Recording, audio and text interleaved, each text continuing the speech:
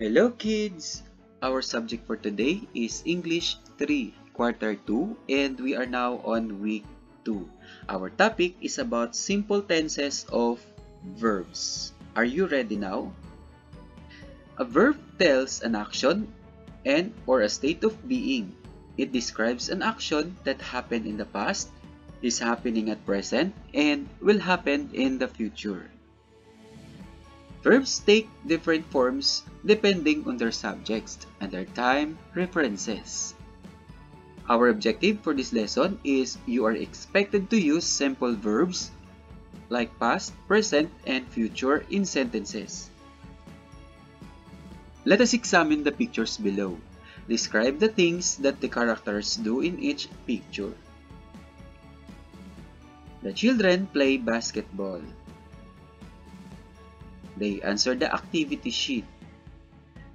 They pray every day. The two kids water the plants. Let us try learning task number 1. Complete each sentence by underlining the correct form of the verb in the parentheses. Write your answers in your notebook. Number 1.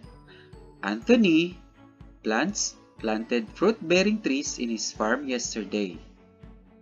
The answer is planted. Number 2. Mia will brings her pet dog to the veterinarian next week. Will bring. Number 3. My friends will watch a movie this weekend. Will watch. Number 4. I visit my grandparents every weekend. Visit. Number 5. Eunice will sing a song during my cousin's wedding next month. Will sing. Simple tenses of verbs. The 3 simple tenses of verbs are simple present, simple past, and simple future. Study how verbs are formed. We have the base form, simple present, simple past, and simple future. For the word bake, bakes, or bake, baked, will bake. Join, joins, or join, joined, will join. Jump, jumps, or jump, jumped, will jump. Cook, cooks, cook, or cooked, will cook. Try, tries, or try, tried, will try. Speak, speaks, or speak, spoke, will speak. Run, runs, or run, will run. Begin, begins, or begin, began, will begin. Read, reads, or read, read, will read. Lets, or let, or will let. The simple present is used to describe a habitual action or general truth. Examples. Number 1. The children go to school every day. Number 2. Mrs. Cruz works in the school canteen. Number 3. The sun rises in the east and sets in the west. And number 4. There are 7 days in a week. Remember that number 1. Use the S form of the verb if the subject is singular. Example. Trina reviews her lessons every night. Number 2.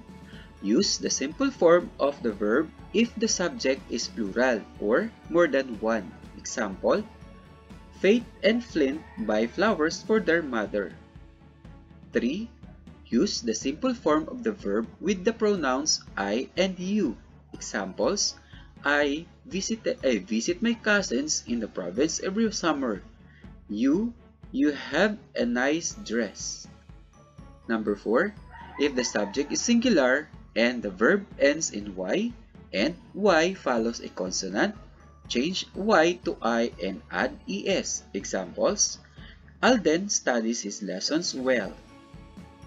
Activity 1. Encircle the correct verb form in the parentheses to complete the sentence. Number 1. Mang Pedro is a fisherman. He goes fishing every day. Goes. Number 2, his son cleans the boat every morning. Cleans. Number 3, mother prepares food for them. Prepares. Number 4, Mang Pedro and his son leaves the house early. Leave. The simple past of a verb is used to describe an action or condition that took place at a specific point in the past. Example, the students visited a museum 2 days ago. We visited our grandparents last week. Regular and irregular verbs have different ways in forming their past tense. Simple past tense of regular verbs are formed by adding D or ED to the base form of the verb, like jog or jogged, hopped or hopped.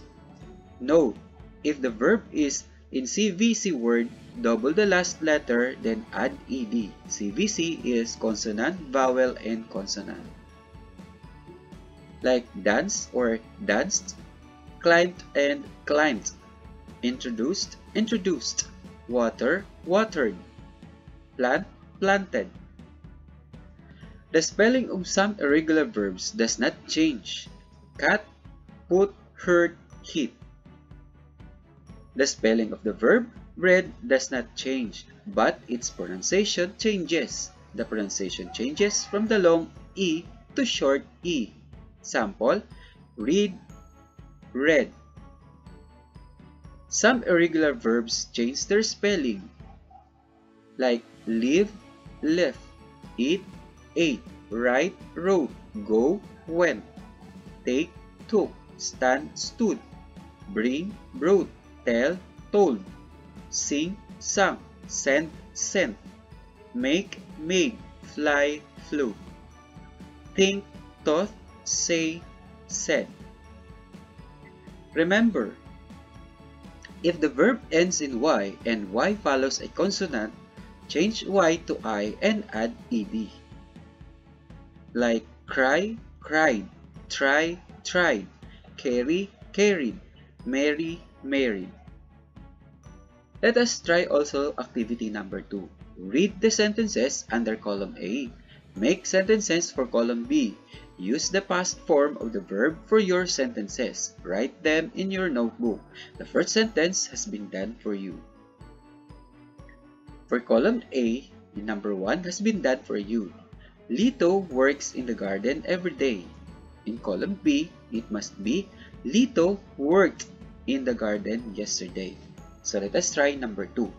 He waters the plant. For column B, it must be he watered the plants. Number 3. He looks under the leaves for worms. For column B, it must be he looked under the leaves for worms. Number 4. He pulls the weeds. In column B, it must be he pulled the weeds. And for number 5, he harvests the ripe tomatoes. For column B, it must be he harvested the ripe tomatoes. In activity number 3, write the past form of the following irregular verbs in parentheses on your paper. Number 1, the glass break when it fell to the ground. Broke. Number 2, Mac buy ice cream a while ago. Both. Number 3, she ate apple this morning. A. Number 4, mother teach us to love and care our neighbor. Taught. Number 5, Kevin take the entrance exam last Saturday. Took.